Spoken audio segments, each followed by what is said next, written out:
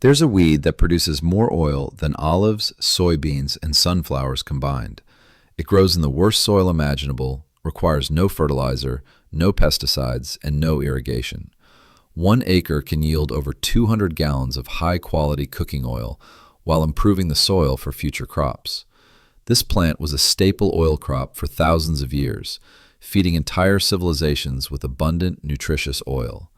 Then, in the 1940s, it became illegal to grow in most countries, not because it was dangerous or harmful, but because it was too successful.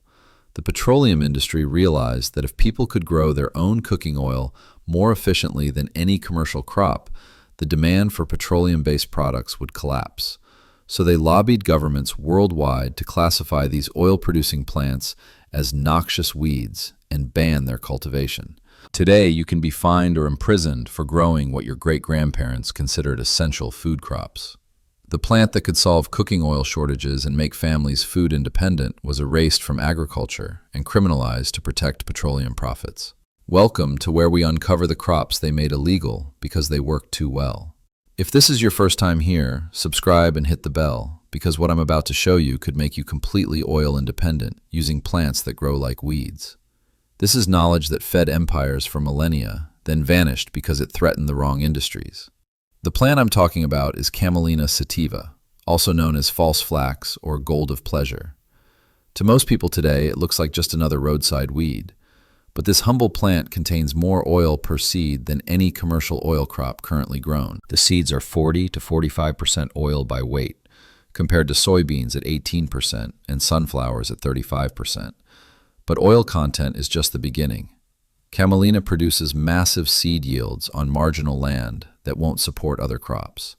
It thrives in poor soil, tolerates drought, resists pests naturally, and actually improves soil health while growing.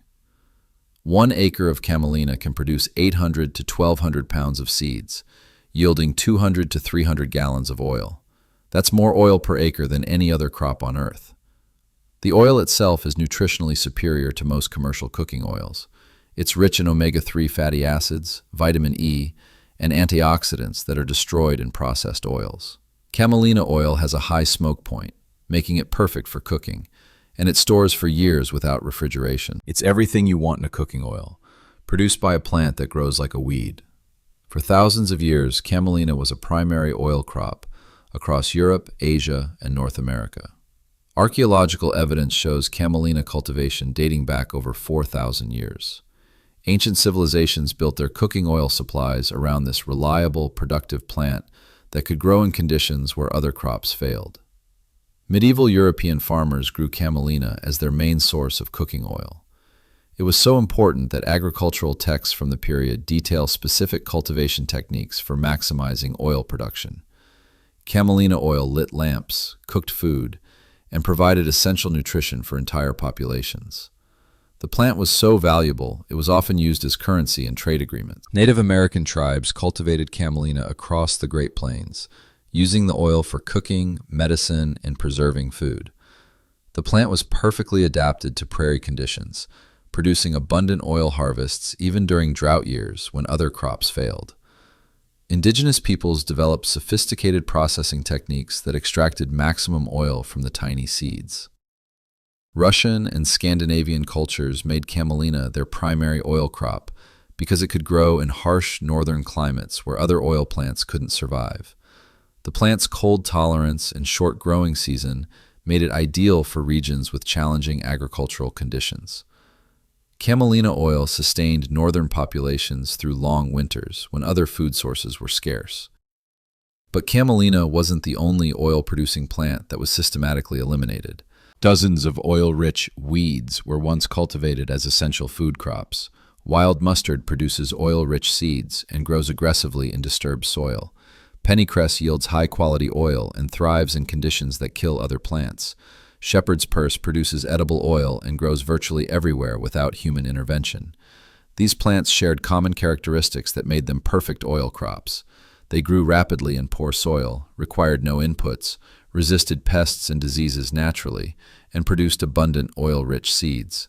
They were the foundation of cooking oil production for most of human history, providing reliable nutrition regardless of environmental conditions. Then came the Industrial Revolution and everything changed. Petroleum companies discovered they could extract oil from underground deposits and refine it into various products. Initially, petroleum was used primarily for fuel and industrial applications. But as the industry grew, companies realized they could expand into food markets by promoting petroleum-derived products as superior to plant-based alternatives. The transformation was gradual but systematic. Agricultural colleges began teaching that modern farming meant using petroleum-based fertilizers and pesticides instead of growing diverse oil crops. Cooking oil production shifted from small-scale local processing to large industrial facilities that required massive monoculture plantations. Traditional oil plants were gradually replaced by crops that required more inputs and generated more profits for petroleum companies. But the real suppression began in the 1940s, when petroleum companies realized that oil-producing weeds posed an existential threat to their expanding food market dominance. If people could grow abundant cooking oil in their backyards, using plants that required no purchased inputs, the demand for petroleum-based agricultural products would collapse. So petroleum companies launched a coordinated campaign to eliminate oil-producing plants from agriculture. They funded research that classified these plants as noxious weeds that threatened agricultural productivity. They lobbied governments to pass laws prohibiting the cultivation of traditional oil crops. They promoted industrial agriculture systems that required petroleum-based inputs while making traditional oil plants illegal to grow. The campaign was remarkably successful. Within 2 decades, plants that had fed humanity for thousands of years were reclassified as agricultural pests. Farmers who had grown camelina and other oil crops for generations were told these plants were weeds that must be eliminated. Agricultural extension services began recommending herbicides to kill the same plants they had previously promoted as valuable crops. Today, camelina is classified as a noxious weed in many jurisdictions. Growing it can result in fines, legal action, and forced destruction of crops. The plant that could solve cooking oil shortages and make families food independent is literally illegal to cultivate in many places. This isn't environmental protection, it's economic protection of petroleum industry profits.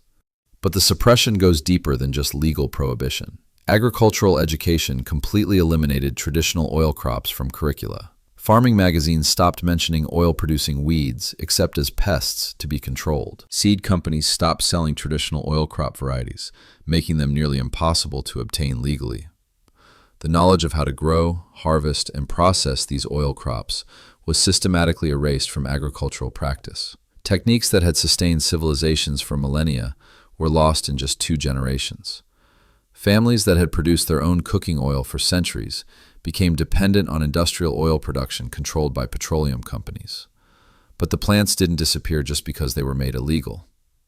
Camelina and other oil-producing species continue growing wild along roadsides, in abandoned fields, and in disturbed areas where they're constantly sprayed with herbicides in futile attempts to eliminate them. Nature keeps producing these oil factories while humans are prohibited from harvesting them. Recent research has rediscovered what traditional farmers always knew. Studies from universities around the world confirm that camelina and other oil-producing weeds are superior to commercial oil crops in almost every measurable way. They produce more oil per acre, require fewer inputs, improve soil health, and provide better nutrition than industrial alternatives. A study from Montana State University found that camelina produced 30% more oil per acre than canola, while requiring no fertilizer or pesticides. Research from the University of Minnesota demonstrated that camelina could grow successfully on marginal land unsuitable for other crops. Studies from multiple universities confirm that oil-producing weeds consistently outperform commercial oil crops while providing superior environmental benefits. The oil quality is exceptional. Camelina oil contains optimal ratios of omega-3 and omega-6 fatty acids that are essential for human health. Unlike processed commercial oils that are stripped of nutrients and loaded with preservatives, camelina oil retains its natural antioxidants and vitamins. It's cooking oil the way nature intended, not the way petroleum companies engineered it. But perhaps the most compelling evidence comes from farmers who secretly continue growing traditional oil crops despite legal restrictions. In remote areas where enforcement is minimal, some farmers still cultivate camelina and other oil plants, achieving results that seem impossible by modern agricultural standards. These farmers consistently report abundant oil production using no purchased inputs while improving their soil health. Now let me show you what these oil-producing plants look like and how they could transform your food independence, keeping in mind the legal restrictions that protect petroleum industry profits. Understanding these plants is important for recognizing how agricultural policy has been shaped by corporate interests rather than food security needs. Camelina grows as an annual plant, reaching 2 to 3 feet tall, with small yellow flowers that develop into seed pods containing tiny, oil-rich seeds. The plant looks unremarkable, like many common weeds, but each seed contains enough oil to make cultivation worthwhile. Traditional farmers could harvest enough seeds from a small plot to supply cooking oil for an entire family. The growing requirements are minimal. Camelina thrives in poor soil that won't support other crops. It tolerates drought, frost, and neglect while producing abundant seeds. The plant actually prefers marginal conditions and often produces better yields on poor soil than on fertile ground. It's perfectly adapted to grow where other crops fail. Harvesting is simple because the seeds mature uniformly and can be collected by cutting the entire plant when seed pods are dry. Traditional processing involved threshing the dried plants to separate seeds, then pressing the seeds to extract oil. Small-scale oil presses could process enough seeds to supply families and communities with abundant cooking oil. The oil extraction rate is extraordinary. Traditional pressing methods could extract 60 to 70% of the oil from camelina seeds, yielding 2 to 3 gallons of oil from every 10 pounds of seeds. Modern processing techniques can extract even higher percentages, making camelina one of the most efficient oil crops ever developed. But camelina is just one example of oil-producing plants that were eliminated to protect petroleum interests. Wild mustard produces oil-rich seeds and grows aggressively in disturbed soil without any human intervention. The seeds can be harvested and processed into high-quality cooking oil using simple techniques that require no industrial equipment. Pennycress is another oil-producing weed that thrives in conditions other plants can't tolerate. It produces abundant seeds containing 35 to 40% oil by weight. The plant grows rapidly in poor soil and actually improves soil health while producing oil crops. Traditional farmers valued pennycress as a reliable source of cooking oil that required no cultivation inputs. Shepherd's purse produces edible seeds containing nutritious oil and grows virtually everywhere without human assistance. The plant is so hardy it can complete its life cycle in cracks in pavement, producing seeds that can be harvested and processed into cooking oil. It's nature's way of providing oil production in the most challenging conditions. These plants represent a completely different approach to oil production than modern industrial agriculture. Instead of massive monoculture plantations requiring enormous inputs of petroleum-based fertilizers and pesticides, traditional oil crops grew as part of diverse agricultural systems that improved rather than degraded the environment. The environmental benefits are enormous. Oil-producing weeds require no fertilizers, pesticides, or irrigation. They improve soil health through their root systems and natural pest resistance. They provide habitat for beneficial insects and wildlife. They can grow on marginal land that's unsuitable for other crops, expanding agricultural productivity without displacing food production. The economic implications are staggering. If people could grow abundant cooking oil using plants that require no purchased inputs, the petroleum-based agricultural system would face an existential crisis. Families could become completely oil independent using backyard plots that produce more oil than they could consume. But this food independence threatens industries that profit from agricultural dependence. Petroleum companies need farmers buying fertilizers and pesticides. Seed companies need farmers purchasing new varieties every season.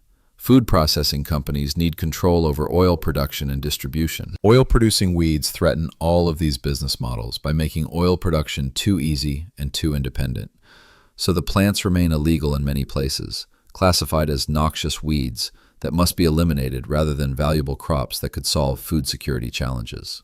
The knowledge of how to grow and process them has been systematically erased from agricultural education. The seeds are difficult or impossible to obtain through legal channels. Yet the plants continue growing wild, producing oil-rich seeds that could feed the world if people were allowed to harvest them. Every roadside patch of camelina represents thousands of gallons of potential cooking oil that goes unharvested because petroleum companies convince governments to make it illegal. The weed that produces more oil than olives isn't just a plant. It's a symbol of how corporate interests have shaped agricultural policy to maintain profitable dependence rather than promote food security. It represents knowledge that was suppressed, not because it didn't work, but because it worked too well for the wrong people. If this opened your eyes to how agricultural prohibition protects corporate profits, hit like so more people can understand what we've lost. Subscribe because we're uncovering more crops that were criminalized to protect industrial interests. Share this with someone who needs to understand how food policy serves corporations rather than people. The oil independence revolution starts with recognizing that the solutions to cooking oil shortages are growing wild along every roadside, classified as weeds to protect petroleum profits. Our ancestors knew these plants could feed the world. Now you know why that knowledge was made illegal.